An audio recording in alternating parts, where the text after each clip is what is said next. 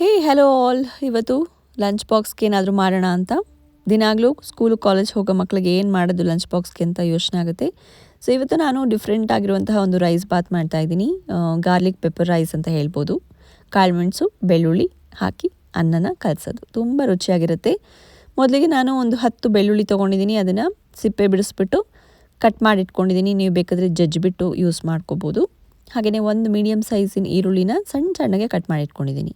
ಹಾಗೆಯೇ ಒಂದು ಟೊಮ್ಯಾಟೊ ಕೂಡ ಯೂಸ್ ಮಾಡಿದ್ದೀನಿ ಇದಕ್ಕೆ. ಅದನ್ನು ಕೂಡ ಚಿಕ್ಕದಾಗಿ ಕಟ್ ಮಾಡಿ ಇಟ್ಕೊಂಡಿದ್ದೀನಿ. ಆ್ಯಂಡ್ ಸ್ವಲ್ಪ ಗೋಡಂಬಿ ಹಾಕಿದ್ರೆ ಚೆನ್ನಾಗಿರುತ್ತೆ ಅಂತ ಅನ್ನಿಸ್ತು. ಹಾಗಾಗಿ ಒಂದು 10 ಗೋಡಂಬಿನ ತೊಗೊಂಡಿದ್ದೀನಿ ನಾನಿಲ್ಲಿ.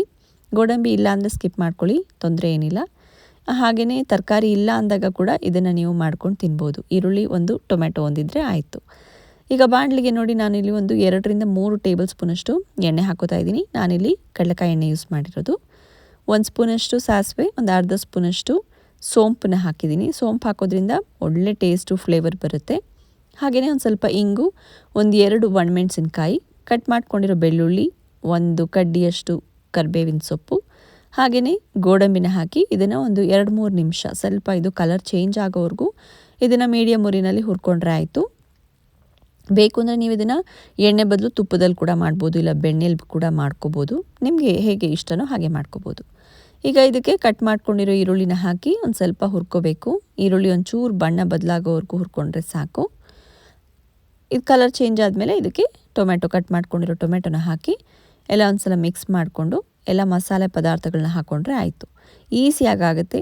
ಜಸ್ಟ್ ನಾರ್ಮಲಾಗಿ ಚಿತ್ರಾನ್ನ ಮಾಡಿ ಬೋರ್ ಆಗಿದ್ದರೆ ಈ ಥರ ಮಾಡ್ಕೊಂಡು ತಿನ್ಬೋದು. ಟೊಮೆಟೊ ಸಾಫ್ಟ್ ಆಗಬೇಕು. ಸೊ ಫಸ್ಟು ಮಸಾಲೆ ಪುಡಿ ಹಾಕ್ತಾಯಿದ್ದೀನಿ ನಾನಿಲ್ಲಿ. ಅರ್ಧ ಸ್ಪೂನಷ್ಟು ಅರಿಶಿಣದ ಪುಡಿ, ಅರ್ಧ ಸ್ಪೂನಷ್ಟು ಖಾರದ ಪುಡಿ, ಅರ್ಧ ಸ್ಪೂನಷ್ಟು ಧನಿಯಾ ಪುಡಿ, ಹಾಗೆಯೇ ರುಚಿಗೆ ಈ ಒಂದು ಮಸಾಲೆ ರುಚಿಗೆ ಎಷ್ಟು ಬೇಕೋ ಅಷ್ಟು ಉಪ್ಪನ್ನ ಒಂದು ಅರ್ಧ ಸ್ಪೂನಷ್ಟು ಹಾಕಿದ್ದೀನಿ. ಸೊ ಖಾರ ಇಷ್ಟಪಡೋರು ಖಾರದ ಪುಡಿನ ಜಾಸ್ತಿ ಹಾಕ್ಕೊಳ್ಳಿ. ಮಕ್ಳಿಗಾದರೆ ಇಷ್ಟೇ ಸಾಕು, ಅಥವಾ ಇಂಚೂರು ಕಡಿಮೆ ಹಾಕಿದ್ರೂ ನಡೆಯುತ್ತೆ. ಸೊ ಇದನ್ನ ಒಂದು 2-3 ನಿಮಿಷ ಚೆನ್ನಾಗಿ ಬಾಡಿಸ್ಕೊಂಡು ಇದಕ್ಕೆ ಒಂದು ಅರ್ಧ ಕಪ್ನಷ್ಟು ನೀರು ಹಾಕ್ತಾಯಿದ್ದೀನಿ. ಟೊಮೆಟೊ ಸ್ವಲ್ಪ ಸಾಫ್ಟ್ ಆಗಬೇಕು, ಅಲ್ಲಿವರೆಗೂ ಇದನ್ನು ಕುದಿಸ್ಕೋಬೇಕು. ಒಂದು 3 ರಿಂದ 4 ನಿಮಿಷ ಮೀಡಿಯಮ್ ಉರಿನಲ್ಲಿ ಇದನ್ನ ಕುದಿಯೋಕ್ಕೆ ಬಿಟ್ಟರೆ ಸಾಕು. ನೀರೆಲ್ಲ ಒಂದು ಸ್ವಲ್ಪ ಆವಿಯಾಗಿ ಒಂಚೂರು ಡ್ರೈ ಆಗೋಕ್ಕೆ ಬಂದರೆ ಆಮೇಲೆ ಅನ್ನ ಹಾಕಿದ್ರೆ ಕರೆಕ್ಟಾಗುತ್ತೆ. ಈಗ ನೋಡಿ ಚೆನ್ನಾಗಿ ಕುದಿಸಿದ್ದೀನಿ, ನೀರೆಲ್ಲ ಕಡಿಮೆ ಆಗಿದೆ, ಟೊಮೆಟೊ ಕೂಡ ಸಾಫ್ಟ್ ಆಗಿದೆ.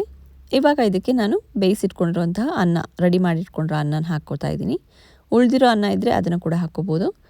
ನಾನು 1 ಪಾವಷ್ಟು ಅಕ್ಕಿಗೆ 2 ಕಪ್ಪಷ್ಟು ನೀರನ್ನು ಹಾಕಿ ಮಾಡ್ಕೊಂಡಿದ್ದು ಅನ್ನ. ಸೊ ಇದರಲ್ಲಿ 3/4 ಭಾಗದಷ್ಟು ನಾನು ಅನ್ನ ಹಾಕಿದ್ದೀನಿ. ಅರ್ಧ ಸ್ಪೂನಷ್ಟು ಕಾಳುಮೆಣಸಿನ ಪುಡಿ, ಹಾಗೆಯೇ ಅನ್ನಕ್ಕೆ ಎಷ್ಟು ಬೇಕೋ ಅಷ್ಟು ರುಚಿಗೆ ಉಪ್ಪು, ಒಂದು ಸ್ವಲ್ಪ ಕೊತ್ತಂಬರಿ ಸೊಪ್ಪು. ಖಾರ ಮಾಡ್ಕೊಳ್ಳೋರು 1 ಸ್ಪೂನ್ ತನಕನೂ ಕಾಳುಮೆಣಸಿನ ಪುಡಿನ ಹಾಕ್ಕೋಬೋದು. ಇದು ಸ್ಪೈಸಿಯಾಗಿದ್ದರೆ ತುಂಬ ರುಚಿಯಾಗಿರುತ್ತೆ. ಆಗಲ್ಲ ಅಥವಾ ಮಕ್ಕಳಿಗೆ ಮಾಡೋ ಹಾಗಿದ್ರೆ ಇಷ್ಟೇ ಹಾಕ್ಕೊಳ್ಳಿ ಸಾಕು. ಎಲ್ಲ ಚೆನ್ನಾಗಿ ಮಿಕ್ಸ್ ಮಾಡಬೇಕು ಮೀಡಿಯಮ್ ಉರಿನಲ್ಲಿ. ಸೊ ಎಲ್ಲ ಮಿಕ್ಸ್ ಮಾಡಿದ್ರೆ ಆಗೋಯ್ತು. ಇದನ್ನು ಯಾವುದೇ ಒಂದು ಗ್ರೇವಿ ಜೊತೆ ಬೇಕಾದರೂ ನೀವು ತಿನ್ಬೋದು, ಇಲ್ಲ ರೈತ ಮಾಡ್ಕೊಂಡು ತಿನ್ಬೋದು, ಇಲ್ಲ ಮೊಸರು ಜೊತೆ ತಿನ್ಬೋದು. ಹೆಂಗೆ ಬೇಕೋ ಹಾಗೆ ತಿನ್ಬೋದು, ಇಲ್ಲ ಏನೂ ಇಲ್ಲದೆ ಹಾಗೆ ಕೂಡ ತಿನ್ಬೋದು, ಚೆನ್ನಾಗಿರುತ್ತೆ. ಕೆಚಪ್ ಬೇಕಾದರೂ ಹಾಕ್ಕೊಂಡು ತಿನ್ಬೋದು, ಚೆನ್ನಾಗಿರುತ್ತೆ.